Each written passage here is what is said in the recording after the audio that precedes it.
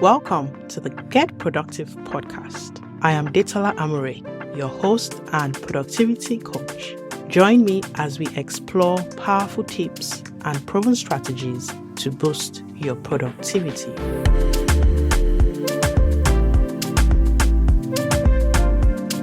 Hey, welcome back to Get Productive with Detola podcast, your one-stop shop for practical productivity wisdom.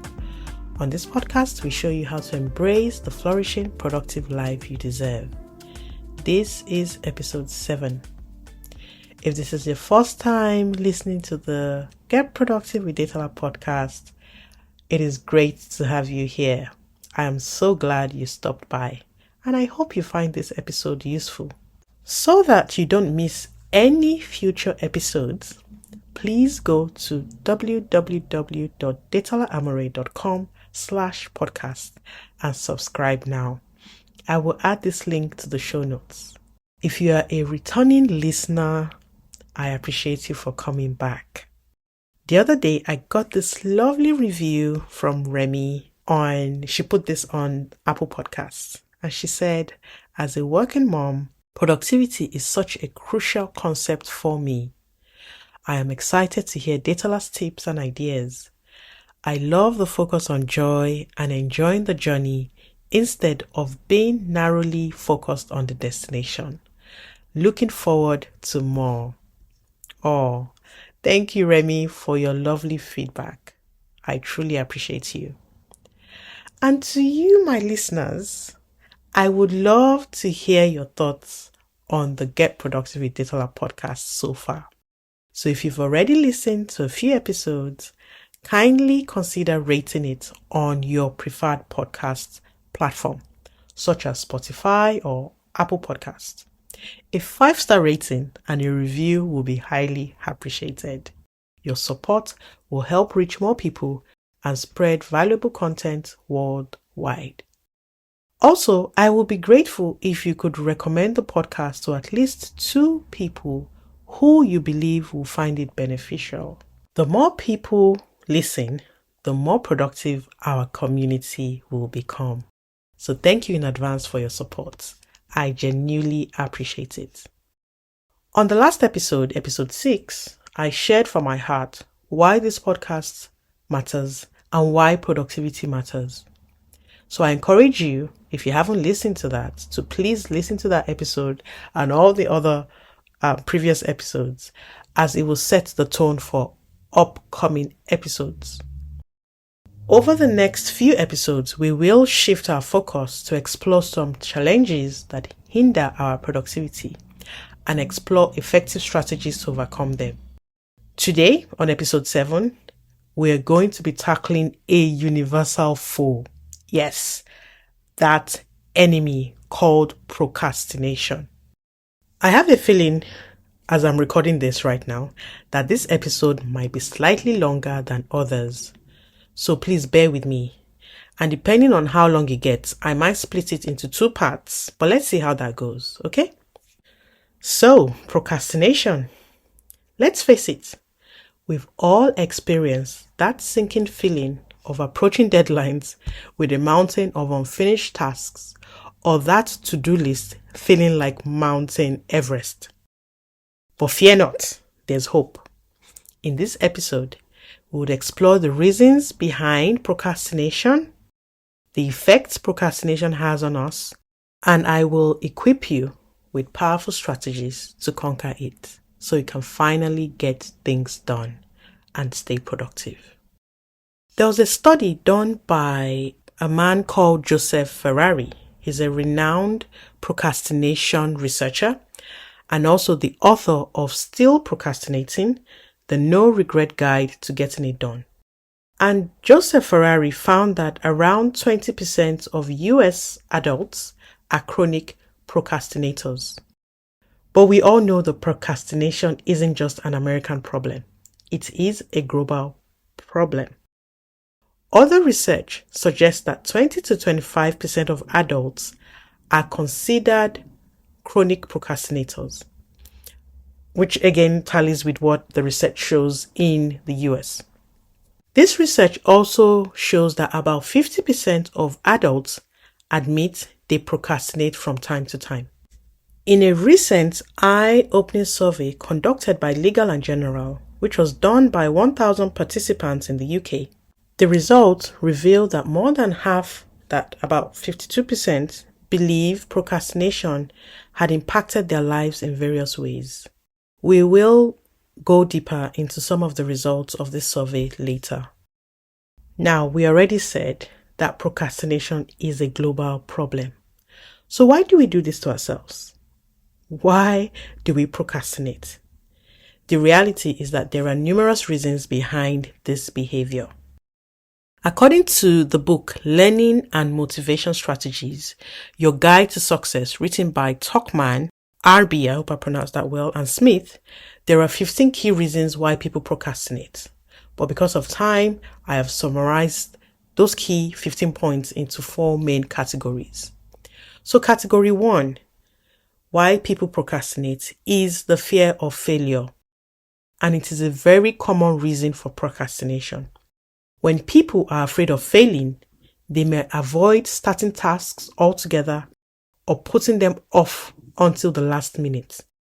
This can be a self-defeating cycle, as the longer you procrastinate, the more likely you are going to feel overwhelmed and stressed, which can make it even harder to get started. And there are several reasons that can contribute to the fear of failure. Some people may have high expectations for themselves and worry that they won't be able to meet them. Others may have had negative experiences in the past that have made them fearful of trying new things. Others may simply be afraid of looking bad in front of others. Which do you identify with? I want you to think about that, especially if fear of failure is a reason that has caused you to procrastinate in the past. The second category of why people procrastinate is the lack of clarity. Procrastination can happen when a task seems confusing, too big, or you're not entirely clear on what you're meant to be doing. It's like your brain is saying, whoa, hold up. Let's not deal with this right now. If you're a student, you might find yourself putting off homework or projects because the topic is tough, or it seems too hard, or you're not just sure where to start from. And if you work or run a business, you might put off tasks that need research, problem solving, or teamwork because you're not sure how to go about them, or you don't have all the resources. Is this resonating with anyone here? It's a way of saying, you know what, let me just chill for a bit. I'll come back to this later when I have the capacity or the brain power to think about it. So that's number 2. So we've looked at fear of failure as a reason why people procrastinate. We've looked at lack of clarity. And the third category is distractions. I personally think this is a major factor that contributes to procrastination. Distractions. We both know it is often easier and more convenient to engage in enjoyable, fun activities such as scrolling through social media, checking our emails, or binge watching our favorite shows, rather than focusing on responsibilities such as our work, our business, school, our studies, or paying the bills. These distractions can disrupt our focus. Not that they can, they actually do disrupt our focus, and they hinder our productivity. The study I mentioned above, conducted by Legal & General, L&G, revealed that 33% of respondents reported that social media was their major distractor. 25% identified TV or Netflix as their major distractor, and 14% named video games. This data highlights the significant impact of distractions on our productivity levels. And the last category of why people procrastinate is because of perfectionism paralysis. I'll say that again, perfectionism paralysis. And it is such a common cause of procrastination. When we set excessively high standards for ourselves, we can become overwhelmed by the prospects of not being able to meet those standards. And this can lead us to putting off tasks until we feel like we have more time or more resources to do them perfectly. However, this is often a trap, because the more we procrastinate, the less likely we are going to be able to achieve our goals. Now, before launching this podcast, I encountered all these factors: fear of failure, lack of clarity, distractions, and perfectionism paralysis. You see, I had conceived this idea years ago, even before starting my other podcast, When Life Stops, which I co-host with a dear friend, Stella. But fear, a sense of overwhelm, uncertainty about the podcast's purpose, and a desire for perfectionism led to years of procrastination. But thank God we're here now, and I was able to overcome all of those issues. So before I share some of the helpful strategies that helped me in a moment, we are going to explore the effects and impacts of procrastination. But I can already see that this episode is going to be very long because we still have a few bits to cover. And because I want to honor what I said at the very beginning, that each episode will either be between 8 to 15 minutes, I think this would be a good place to pause on this episode and do a part 2. And I think what I will likely do is to release both episodes on the same day, or maybe 1 or 2 days after each other. We'll see, once we do the editing and all of that. So to recap, today we looked at why people procrastinate. And in part 2, we will look at the effects and impact of procrastination. And I would also be sharing some key strategies on how to deal with procrastination. So as we wrap up today's episode, I'd like to hear from you.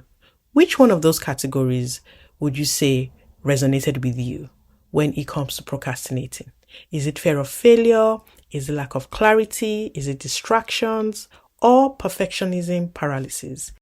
Leave me a comment or send me a message to let me know. And so today we'll wrap up. Thank you again for joining me. I am really grateful. I look forward to seeing you on part 2 of this topic, Procrastination Buster, proven strategies to get things done. So go share this episode with a friend and stay tuned for part 2. God bless. Bye-bye.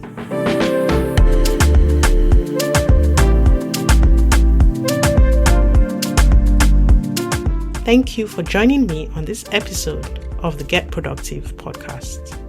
Till next time, stay blessed.